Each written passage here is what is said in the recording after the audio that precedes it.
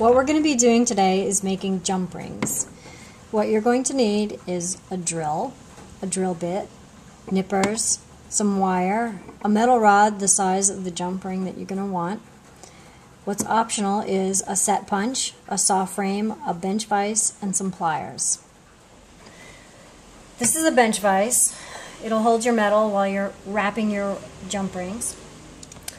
These are pliers. These are round nose pliers. You can get these at Michael's or any jewelry supply online. The round nose on each one of these helps you wrap your wire around it in a circular fashion. The nippers will obviously help you cut them. This is a set punch. It'll help you put a nice even dot on your wire when you need to drill. And this is the saw frame that you're going to use. These are sterling silver, but you don't need to use sterling silver wire. You can use any wire you want for the project you have. And average hardware store has wire in rolls that are like this. And you can get it in brass and copper and shiny steel and even black steel. Here's some dark black. It'll make your projects more interesting if you use different wires. This wire here is a 16 gauge. It's sterling silver. This is 4 millimeter. You can see the ring will slide down on here this far on this pair of pliers, but you can get the same loop about this far. So these are interchangeable. In this case, you can use them, but I'll show you how to use these a little bit later. So what I'm going to show you how to do is make 1 or 2 jump rings with a pair of round nose pliers. It comes in handy to have them when you have run out of your supply of jump rings and you only need just one more. These come in several different sizes, so you can get a really tiny loop from the smaller ones and the larger ones here. I'm going to use the larger ones because they're easier to see right now. The wire I'm using is brass. It's 20 gauge. So what I'm going to do is I'm basically going to put the wire in the pliers and spin it around. One of the tricks that I use to keep my loop hole consistent is I mark my pliers with magic marker. It doesn't hurt your pliers, so that I'm always turning the pliers around at the same place. Let's make sure I got it all. Okay, so when I turn the pliers around, I'll still be able to see the line. So I'm going to grab the wire and I'm going to use the end, and the end is going to roll up off. So you're not going to roll it downward. So I'm just going to spin the extra underneath the tip of that extra wire. And I'm going to just keep turning it, opening and closing the pliers, and the wire is just going to work its way upward in a coil all the way around until you can still see the line staying fairly even. So right now I think I have about 3 or 4 loops. There we go. There it is. So now that you have a bunch, I'm going to cut them free. It's good to have a flush cut set of nippers, which makes the cut flat on one side. You can get double flush cut, and then it's a perfect straight line. So without the saw frame, I'm just going to show you how to do it with just a pair of pliers. You're just going to clip them in the middle.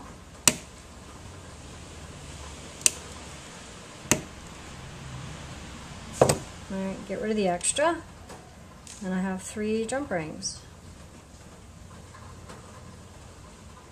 So these are kind of rough. These are not as finished as you could normally have, and I'm going to show you how to finish them off nicely to a more professional look. Now I'm going to show you how to make multiple jump rings at one singular time. What you're going to need is a a piece of metal that's the size of the jump ring that you're going to want. That'll be the size of the hole, and the wire, and a drill and a drill bit. And so I'm going to get started. So I'm going to mark on the wire an area where I'm going to want to drill a hole, and the hole is there so that I can slide the wire through and it will hold while I'm turning it around. I'm going to use my set punch to put a nice little dent in it so that my drill bit, when I'm drilling it, will rest nicely in there and it won't skip all over cutting it. Okay. Now I'm going to...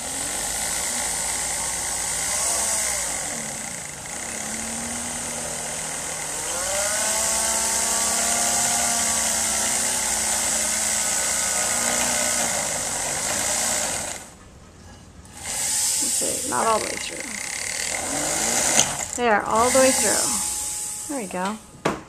With the thinner wire, you can just do this by hand. Just slide the wire in through the hole you just drilled, and you can wrap it around several times. But if it's a thicker metal and it's a little more difficult, you can stick it in a vise, and the vise will hold it for you while you spin the wire around it. Now I've wrapped it around several times, and it's basically stuck on there because it's been put through that hole, so I'm going to cut it off. I'm going to trim the end, slide it in, and then slide it off.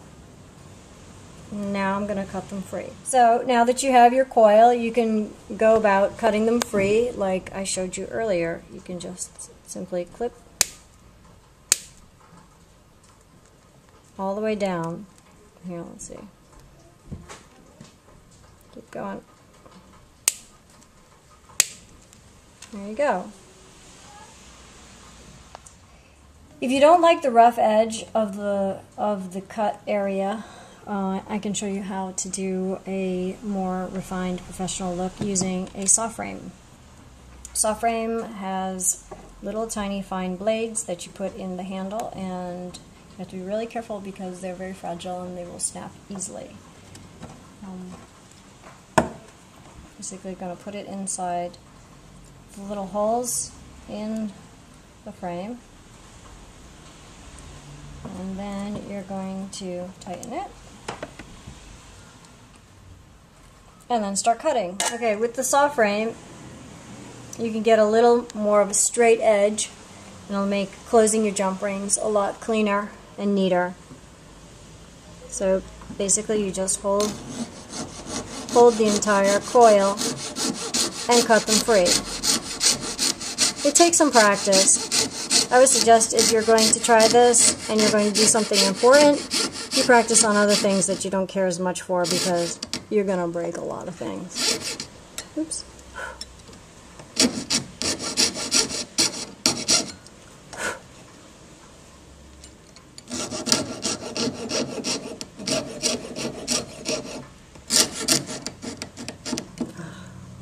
Actually, I think I might turn it this way.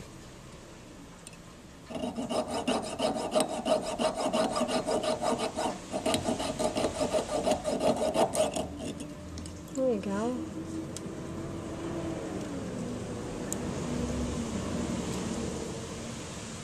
And so on and so forth.